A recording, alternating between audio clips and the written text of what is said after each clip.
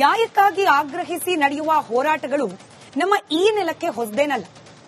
ಅನೇಕ ಹೋರಾಟಗಳನ್ನ ಈ ನಾಡು ಕಂಡದೆ.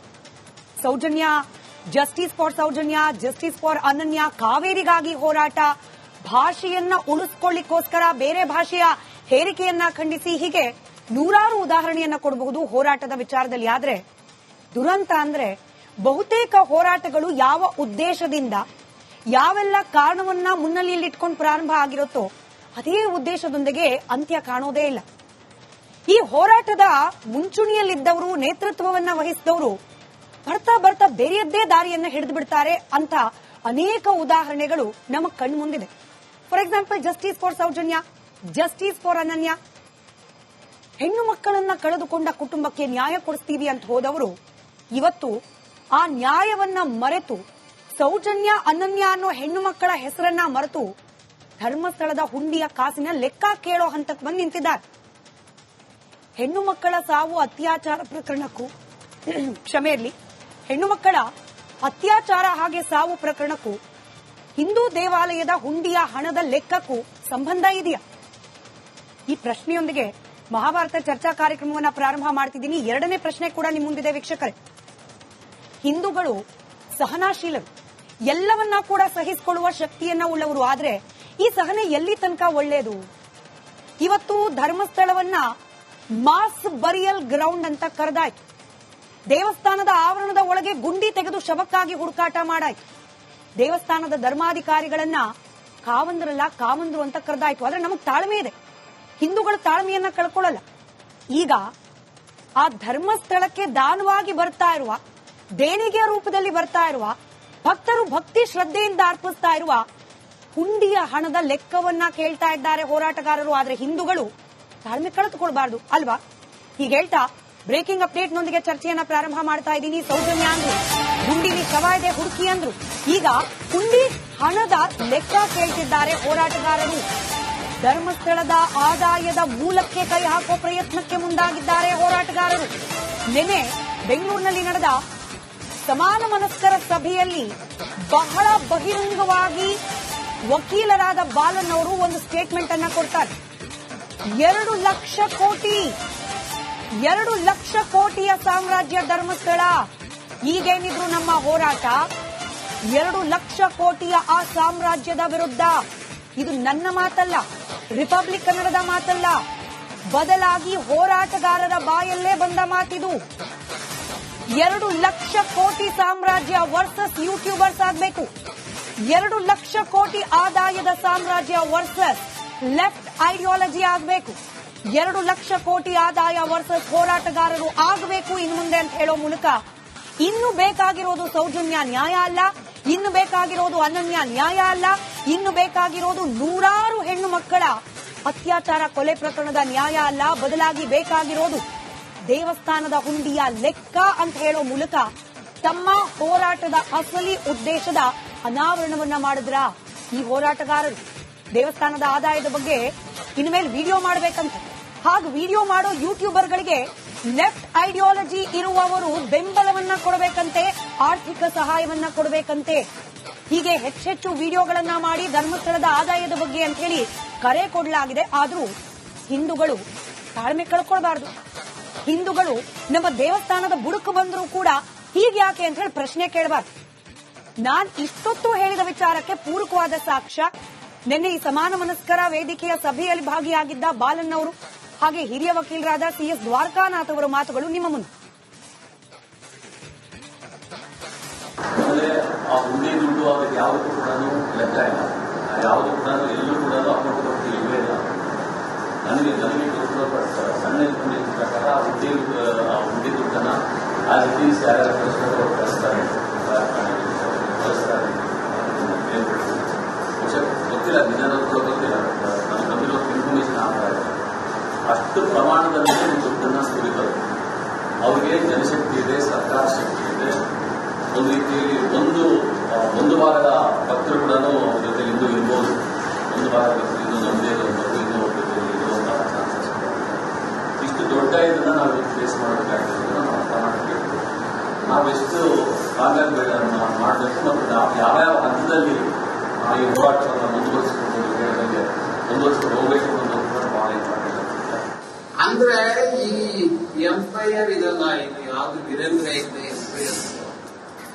ಒಂದು 2 ಲಕ್ಷ ಕೋಟಿ ಎಂಪ್ಲಾಯಿ, 75,000 ಜನ ಕೆಲಸ ಮಾಡ್ತಾರೆ. ಇಡೀ ಸ್ಟೇಟ್ ಗವರ್ಮೆಂಟ್ ಎಂಪ್ಲಾಯೀಸ್ 6 ಲಕ್ಷ, ಅಂದ್ರೆ ಒಂದು 7-8 ಡಿಸ್ಟ್ರಿಕ್ಟ್ ಎಷ್ಟು ಅಡ್ಮಿನಿಸ್ಟ್ರೇಷನ್ ಬೇಕು ಅಷ್ಟಿದೆ. 75,000 ಅಂದ್ರೆ ಎಷ್ಟು ಸಾವಿರ ಅವ್ರು ಇರಬೇಕು, ಎಷ್ಟು ಸಾವಿರ ಕೋಟಿ, ಎಷ್ಟು ಲಕ್ಷ ಕೋಟಿ ಇದೆ. ಒಂದು huge empire, huge empire versus YouTubers left. ಇಷ್ಟು ಮಾಡ್ಬಿಟ್ರೆ ಇಲ್ಲೇನೋ ಪರಿಸ್ಥಿತಿ ಜನ ಬಂದಿದ್ದಾರೆ, ನಮ್ಮ ಮಸ್ಜಿದ್ ಬಂದಿದ್ದಾರೆ, ಸೊ ಕೆಲವು ಅಡ್ವೊಕೇಟ್ಸ್ ಎಲ್ಲ ಕೂಡ ಬಂದಿದ್ದಾರೆ. ನಮ್ದು ಸಂಖ್ಯೆ ಕಡಿಮೆ ಇದೆ, ಇದಕ್ಕೆ ನ್ಯಾಯ ನಮ್ಮ ಕಡೆ ಇದೆ. ನ್ಯಾಯ ಅಂದ್ರೆ ಸತ್ತಿರೋರು. ಇವತ್ತಿನ ಚರ್ಚೆ ಪ್ರಾರಂಭ ಮಾಡೋಕ್ ಮುಂಚೆನೆ ನಾನು ಒಂದಷ್ಟು ವಿಚಾರಗಳನ್ನ ಕ್ಲಿಯರ್ ಮಾಡ್ಬಿಡೋಣ ಅಂತ. ವೀಕ್ಷಕರೇ, ನಾವಿಲ್ಲಿ ಧರ್ಮಾಧಿಕಾರಿಗಳನ್ನ ಸಮರ್ಥನೆ ಮಾಡ್ಕೊಳ್ಳೋಕೋ ಅಥವಾ ಯಾರ ಮೇಲೆ ಕೊಲೆ ಹಾಗೆ ಅತ್ಯಾಚಾರದ ಆರೋಪ ಇದೆ ಅವ್ರ ಪರವಾಗಿ ನಿಲ್ಲೋ ಪ್ರಯತ್ನವನ್ನು ಮಾಡ್ತಾ ಇಲ್ಲ. ನಾವು ಮಾಡ್ತಾ ಇರೋದು ಹಿಂದೂ ಧಾರ್ಮಿಕ ಶ್ರದ್ಧಾ ಕೇಂದ್ರ, ಅದರ ವಿರುದ್ಧ ಹೆಣಿಯಲಾಗ್ತಿರುವ ಷಡ್ಯಂತರ. ಇಷ್ಟು ದಿನ ತೆರೆ ಹಿಂದೆ ನಡೀತಾ ಇದ್ದ ಚರ್ಚೆಗಳು ಇದೀಗ ಓಪನ್ ವೇದಿಕೆಯಲ್ಲಿ ಚರ್ಚೆ ಆಗ್ಲಿಕ್ಕೆ ಪ್ರಾರಂಭ ಆಗಿದೆ. ಪ್ರಶ್ನೆ ನಮ್ಮದಿರೋದು ಹಿಂದೂ ಧಾರ್ಮಿಕ ಶ್ರದ್ಧಾ ಕೇಂದ್ರವಾದ ಧರ್ಮಸ್ಥಳ ದೇವಸ್ಥಾನದ ವಿಚಾರಕ್ಕೆ ಸಂಬಂಧಪಟ್ಟಂತೆ. ನಾನು ಧರ್ಮಸ್ಥಳದ ದೇವಾಲಯ ಅದರಿನ ಆದಾಯ ಅಂತಂದಾಗ ಧರ್ಮಾಧಿಕಾರಿಗಳ ಬಗ್ಗೆ ಆಗ್ಲಿ, ವೀರೇಂದ್ರ ಹೆಗಡೆ ಅವರ ಬಗ್ಗೆ ಆಗ್ಲಿ, ಅವ್ರ ಕುಟುಂಬಸ್ಥರ ಬಗ್ಗೆ ಆಗ್ಲಿ ನೀವು ಕನೆಕ್ಟ್ ಮಾಡ್ಕೊಳ್ಳೋದು ಬೇಡ ಅನ್ನೋ ಚಿಕ್ಕ ಮನವಿ. ಹಾಗೆ ಈ ರೀತಿಯ ಒಂದು ಚರ್ಚೆ ಮಾಡುವಾಗ ಒನ್ ಸೈಡೆಡ್ ಆಗಬಾರ್ದು ನೋಡಿ. ಯಾಕಂದ್ರೆ ನೀವು ಕೆಲವರು ಕಾಮೆಂಟ್ ಮಾಡ್ಬಿಡ್ತೀರಿ ಒನ್ ಸೈಡೆಡ್ ಅಂತ ಹೇಳಿ. ಹೀಗಾಗೇನೆ ಒಂದು ಬ್ಯಾಲೆನ್ಸ್ಡ್ ಒಪಿನಿಯನ್, ಬ್ಯಾಲೆನ್ಸ್ ಚರ್ಚೆ ಆಗಬೇಕು ಅನ್ನೋ ಕಾರಣಕ್ಕೆ ನಿನ್ನೆ ಸಮಾನ ಮನಸ್ಕರ ಸಭೆಯಲ್ಲಿ ಭಾಗಿಯಾಗಿದ್ದ 3-4 ಜನರನ್ನ ನಾವು ಇವತ್ತಿನ ಚರ್ಚೆಗೆ ಆಹ್ವಾನ ಮಾಡಿದ್ವಿ.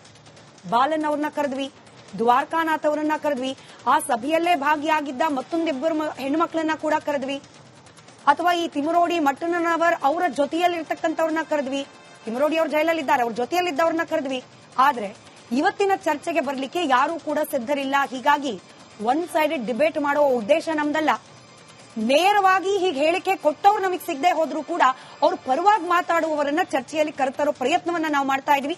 ಸದ್ಯಕ್ಕೆ ನನ್ನ ಜೊತೆಯಲ್ಲಿ ಚರ್ಚೆಯಲ್ಲಿ ಜಾಯಿನ್ ಆಗಿರುವವರನ್ನ ಬರಮಾಡ್ಕೊಳ್ತಾ ಮಾಜಿ ಸ್ಪೀಕರ್ ಹಾಗೆ ಬಿಜೆಪಿಯ ನಾಯಕರು ಕೆಜಿ ಬೋಪಯ್ಯ ಅವರು ಜಾಯಿನ್ ಆಗಿದ್ದಾರೆ. ಸರ್ ನಮಸ್ಕಾರ, ಕಾರ್ಯಕ್ರಮಕ್ಕೆ ಸ್ವಾಗತ. ಹಿರಿಯ ವಕೀಲರು ಅಮೃತೇಶ್ ಅವರು ಸ್ಟುಡಿಯೋದಲ್ಲಿದ್ದಾರೆ. ಸರ್ ನಮಸ್ಕಾರ, ಕಾರ್ಯಕ್ರಮಕ್ಕೆ ಸ್ವಾಗತ.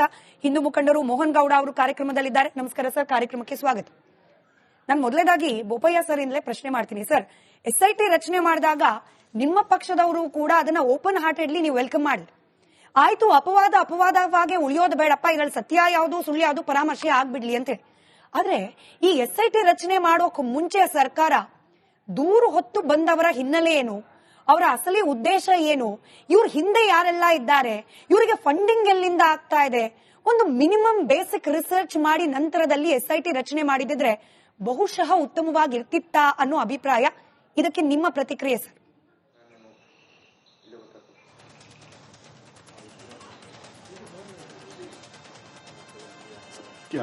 ಮೊದಲಿಗೆ ಇಡೀ ಎಪಿಸೋಡ್ ಏನಿದೆ ಅದರ ಸತ್ಯಾಸತ್ಯತೆಯನ್ನ ತಿಳಿಲಿಕ್ಕೆ ರಿಪಬ್ಲಿಕ್ ಟಿವಿ ಕೂಡ ಈ ಸುಜಾತಾ ಭಟ್ ಯಾರು ಕಂಪ್ಲೇನೆಂಟ್ ಇದ್ದಾರೆ ಅವರ ಹಿನ್ನೆಲೆ ಎಲ್ಲವನ್ನೂ ಸಾಕ್ಷಿ ಸಮೇತ ಸಾರ್ವಜನಿಕರ ಮುಂದೆ ಇಟ್ಟದ್ದನ್ನು ನಾನು ಗಮನಿಸಿದ್ದೇನೆ. ಅದಕ್ಕೆ ತಮಗೆ ಎಲ್ಲ ಮಾಧ್ಯಮದವರಿಗೆ ಅಭಿನಂದನೆಯನ್ನು ಹೇಳ್ತಾ, ಧನ್ಯವಾದ. ಬಹುಶಃ ನಿಮಗೆಲ್ಲ ತಿಳಿದ ಹಾಗೆ ಹಿಂದೆ ಸೌಜನ್ಯ ಅನ್ನುವ ಯುವತಿಯೊಬ್ಳು ಅಲ್ಲಿ ಆತ್ಮಹತ್ಯೆ ಆದಾಗ ಅದರ ತನಿಖೆಗೆ ಬಹಳ ಕೊಲೆ ಅಂತ ಸರ್ ಅದು ಇತ್ತು. ಬಹುಶಃ ಅವರು ಎಲ್ಲರೂ ಹೇಳಿದಂತೆ ಇವನ್ನು ಧರ್ಮಸ್ಥಳದ ಧರ್ಮಾಧಿಕಾರಿಗಳು ಕೂಡ ತನಿಖೆ ಮಾಡಲಿ, ಸಿಬಿಐ ಅವರಿಗೆ ತನಿಖೆ ಆಗಲಿ ಅಂತ ಹೇಳುವಂಥದ್ದು ಎಲ್ಲವೂ ತನಿಖೆ ಆಗಿ ಮುಗ್ದ. ಮಾನ್ಯ ಮುಖ್ಯಮಂತ್ರಿಗಳು ಕೂಡ ಇದು ಎಲ್ಲವೂ ತನಿಖೆ ಮುಗ್ದಿದೆ, ಅದು ಆಲ್ ಆಫ್ ಎ ಸಡನ್ ಎಸ್ಐಟಿಯನ್ನ ಒಂದು ಮಾಡಿ ತನಿಖೆಗೆ ಆದೇಶ ಮಾಡಿದ್ರು. ಆದ್ರೆ ಆಗ್ಲೂ ಕೂಡ ನಮ್ಮ ಪಕ್ಷ ಅದನ್ನ ಸ್ವಾಗತ ಮಾಡಿದೆ. ಏನು ಇವತ್ತು ಸುಜಾತಾ ಭಟ್ ಕಂಪ್ಲೇಂಟ್ ಕೊಟ್ಟಿದ್ದಾರೆ, ನನ್ನ ಮಗಳು ಮೆಡಿಕಲ್ ಕಾಲೇಜ್ ಮಣಿಪಾಲ್ ಅಲ್ಲಿ ಓದ್ತಾ ಇದ್ಲು, ಧರ್ಮಸ್ಥಳಕ್ಕೆ ಸ್ನೇಹಿತೆಯರೊಂದಿಗೆ ಬಂದಿದ್ಲು, ಅಲ್ಲಿಂದ ನಾಪತ್ತೆ, ಏನು ಕಂಪ್ಲೇಂಟ್ ಕೊಟ್ಟರು ಏನೇ ಆಕ್ಷನ್ ಆಗಿಲ್ಲ ಅಂತ ಹೇಳಿ ಆ ಕಂಪ್ಲೇಂಟ್ ಮೇಲೆ ತನಿಖೆ ಆಗಲಿ ಅಂತ ಹೇಳುವಂಥದ್ದು ಒಂದು. ಅದರ ಜೊತೆಗೆ ಇನ್ನೊಬ್ರು ಅನಾಮಿಕ ಅವರ ಹಿನ್ನೆಲೆ ಎಲ್ಲವೂ ಈಗ ಬಟ್ಟಬಯಲಾಗಿದೆ. ಅವ್ರದ್ದು ಏನಿತ್ತು, ನಾನು ಅಲ್ಲಿ ಎಲ್ಲ ಸಾವಿರಾರು ಹೆಣಗಳನ್ನ ಹೂತಿದ್ದೇನೆ, ನನ್ನನ್ನು ಕರ್ಕೊಂಡೋದ್ರೆ ತೋರಿಸ್ತೇನೆ, ಈ ಹಂತದಲ್ಲಿ ಇತ್ತು. ನಮ್ಮ ಪಕ್ಷದ ನಿಲುವು ಸ್ಪಷ್ಟ. ಯಾವತ್ತೂ ನಾವು SIT ತನಿಖೆಗೆ ವಿರೋಧ ಮಾಡಲಿಲ್ಲ. ಆದರೆ ತನಿಖೆಯ ಹೆಸರಿನಲ್ಲಿ ಈ ಧಾರ್ಮಿಕ ಶ್ರದ್ಧಾ ಕೇಂದ್ರ, ಧರ್ಮಸ್ಥಳ ಅನ್ನುವಂಥದ್ದು ಹಿಂದೂಗಳ ಒಂದು ಧಾರ್ಮಿಕ ಶ್ರದ್ಧಾ ಕೇಂದ್ರ. ಕೋಟ್ಯಾಂತರ ಜನ ಅದರ ಮೇಲೆ ನಂಬಿಕೆಯನ್ನು ಇಟ್ಟು, ಹಿಂದೂ ಧರ್ಮ ಇರುವಂಥದ್ದೇ ನಂಬಿಕೆಯ ಆಧಾರದ ಮೇಲೆ ಅಲ್ಲಿಗೆ ಹೋಗ್ತಾರೆ, ತಮ್ಮ ಅನಿಸಿಕೆಗಳನ್ನು ಇದು ಮಾಡ್ತಾರೆ. ಆ ಧಾರ್ಮಿಕ ನಂಬಿಕೆ ಇದರ ಮೇಲೆ ಧಕ್ಕೆ ತರುವಂತ ಕೆಲಸ ಕೆಲವು ಯೂಟ್ಯೂಬರ್ಸ್ಗಳ ಮೇಲೆ ಆಗ್ತಾ ಇದೆ. ಅವರು ಬಾಯಿಗೆ ಬಂದ ಹಾಗೆ ಸ್ಟೇಟ್ಮೆಂಟ್ಗಳನ್ನ ಕೊಡುವಂಥದ್ದು ಇದು ಆಗ್ತಾ ಇದೆ. ಅದರ ಬಗ್ಗೆ ಯಾವುದೇ ಕ್ರಮ ಆಗದೇ ಇರುವಾಗ ಸಾವಿರಾರು ಹಿಂದೂ ಭಕ್ತರ ಇದಕ್ಕೆ ನೋವಾಗಿದೆ. ಅದಕ್ಕೆ ನಮ್ಮ ಆಕ್ಷೇಪಣೆ, ಪ್ರತಿಭಟನೆ ಎಲ್ಲವೂ ಇದೆ. ಇದು ಪಕ್ಷದ ಸ್ಪಷ್ಟ ನಿಲುವು ಅಂತ ಹೇಳಲಿಕ್ಕೆ ಇಚ್ಛೆ ಪಡ್ತೇನೆ. ಇಷ್ಟು ದಿನಗಳ ಕಾಲ ಹೆಂಗಾಗೋಯ್ತು ಅಂದ್ರೆ ಬೋಪಯ್ಯ ಸರ್, ಸೌಜನ್ಯ ಪ್ರಕರಣದಲ್ಲಿ ತನಿಖೆಗಳಾಗಿದೆ, ತನಿಖೆಯ ರಿಪೋರ್ಟ್ ಇದು, ಕೋರ್ಟ್ ನ ಜಡ್ಜ್ಮೆಂಟ್ ಬಂದಿದೆ, ಜಡ್ಜ್ಮೆಂಟ್ ನಲ್ಲಿ ಹೇಳಿರೋದು ಇದು. ಹಿಂಗ್ ಹೇಳಿದ್ರೆ ನೀವು ಸೌಜನ್ಯ ವಿರುದ್ಧವಾಗಿರೋರು, ಒಂದು ಹೆಣ್ಣು ಮಗಳಿಗೆ ಅನ್ಯಾಯ ಆಗಿದೆ, ನೀವು ಆಕೆಗೆ ನ್ಯಾಯ ಕೊಡಿಸ್ಲಿಕ್ಕಿಲ್ಲ, ಅದ್ರ ವಿರುದ್ಧವಾಗಿರೋರು ಅಂತ ಮಾತನಾಡ್ತಿದ್ರು. ಅನನ್ಯ ಭಟ್ ಅನ್ನೋ ಕ್ಯಾರೆಕ್ಟರ್ ಇಲ್ಲಪ್ಪ, ಸುಜಾತಾ ಭಟ್ ಅವರು ಸುಳ್ಳು ಹೇಳ್ತಿದ್ದಾರೆ ಅಂತ ಹೇಳಿ ಸುದ್ದಿ ಪ್ರಸಾರ ಮಾಡಿದ್ರೆ ನೀವು ಮಾರಿಕೊಂಡ ಮಾಧ್ಯಮ, ಒಬ್ಬ ವೃದ್ಧೆ ಕಣ್ಣೀರ್ ಹಾಕ್ತಾ ಇದ್ರೆ ಆ ಕಣ್ಣೀರಿಗೆ ಬೆಲೆ ಇಲ್ವಾ ಅಂತ ಎಮೋಷನಲ್ ಆಗಿ ಮಾತನಾಡಿ ಪ್ರಕರಣ ಸರಿಯಾಗಿ ನಡಿಬೇಕು ಅನ್ನೋದ್ಕಿಂತ ಜನರಲ್ಲಿ ಒಂದು ಅಭಿಪ್ರಾಯ ಮೂಡಿಸೋ ಪ್ರಯತ್ನ ಬಹಳ ಡೆಲಿಬ್ರೇಟ್ ಆಗಿ ಆಗ್ತಿತ್ತು. ಆದ್ರೆ ನಿನ್ನೆ ನಡೆದ ಸಭೆ ಬೋಪಯ್ಯ ಸರ್, ಅದರಲ್ಲಿ ಸೌಜನ್ಯ ಹೆಸರು ಪ್ರಸ್ತಾಪ ಆಗೋದಿಲ್ಲ, ಅನನ್ಯ ಹೆಸರು ಪ್ರಸ್ತಾಪ ಆಗೋದಿಲ್ಲ. ಆಗೋದು ಒಂದೇ, ಧರ್ಮಸ್ಥಳದ ಆದಾಯ. ಅಲ್ಲಿಗೆ ಇವ್ರ ಉದ್ದೇಶ ಏನು? ಎಲ್ಲಿ ಹೋಯ್ತು ಆ ಇಮೋಷನ್? ಎಲ್ಲಿ ಹೋಯ್ತು ನ್ಯಾಯಕ್ಕಾಗಿ ಆಗ್ರಹ?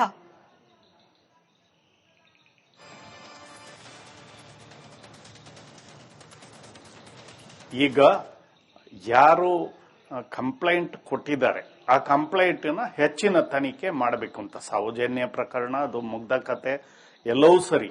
ಈಗ ಒಂದೇ ಒಂದು ಇಲ್ಲಿ ಪ್ರಶ್ನೆ ಉದ್ಭವ ಆಗುವಂಥದ್ದು, ತನಿಖೆ ಮಾಡುವ ನೆಪದಲ್ಲಿ ಅಲ್ಲಿ ಇರುವಂತ ಧಾರ್ಮಿಕ ಭಾವನೆಗಳು, ಶ್ರದ್ಧಾ ಕೇಂದ್ರ ಏನು ನಂಬಿಕೆ ಇದೆ, ಅದಕ್ಕೆ ವ್ಯತಿರಿಕ್ತವಾಗಿ ಅಲ್ಲಿ ಕೆಲವು ಚಟುವಟಿಕೆಗಳನ್ನ ಸ್ಪೆಷಲಿ ಯೂಟ್ಯೂಬರ್ಸ್ ಅವರು ಮಾಡಿದ್ದ ಇದರಿಂದ ಸಾವಿರಾರು ಭಕ್ತರಿಗೆ ನೋವಾಗಿದೆ. ಸಮಾಜದಲ್ಲಿ ಅಶಾಂತಿ ವಾತಾವರಣವನ್ನು ಉಂಟು ಮಾಡೋದು.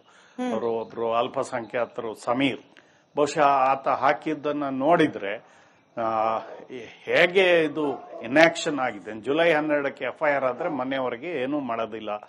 ಈ ರೀತಿಯ ಪ್ರಕರಣಗಳಿಂದ ಇವತ್ತು ಇಡೀ ಹಿಂದೂ ಸಮಾಜ ತಿರುಗಿ ಬೀಳುವಂತ ಪರಿಸ್ಥಿತಿ ಉಂಟಾಗಿದೆ ಈ ಪ್ರಕರಣಗಳಿಂದ. SIT ಅವರು ಇಷ್ಟು ದಿವಸ ಬರೀ ಅಗಿಯೋದು ಬಿಟ್ರೆ ಬೇರೆ ಏನು ಮಾಡಲಿಲ್ಲ. ಈಗ ಯಾರೋ ಒಬ್ರು ಕೋರ್ಟ್ ಮುಂದೆ 183 BNS ಇದರಲ್ಲಿ ಹೇಳಿಕೆ ಕೊಟ್ರೆ ಅವರ ಹಿನ್ನೆಲೆಯನ್ನು ಮೊದಲೇ ಕೇಳಬೇಕಾಗಿತ್ತು, ಯಾರು ಏನು ಎಂತದ್ದು ಅಂತ ಹೇಳಿ. ಕೋರ್ಟ್ ಮುಂದೆ ಹೇಳಿಕೆ ಕೊಟ್ಟ ತಕ್ಷಣ ಅದೇ ಆಧಾರದಲ್ಲಿ ಮುಂದುವರಿಯುವುದು ಸರಿ ಇದೆ. ಆದರೆ ಅವರು ಏನು ಅನ್ನುವಂಥದ್ದನ್ನ ಎಲ್ಲೋ ಎಡವಿದ್ದಾರೆ ಅನ್ನುವಂಥದ್ದು ನನ್ನ ಭಾವನೆ. Right sir.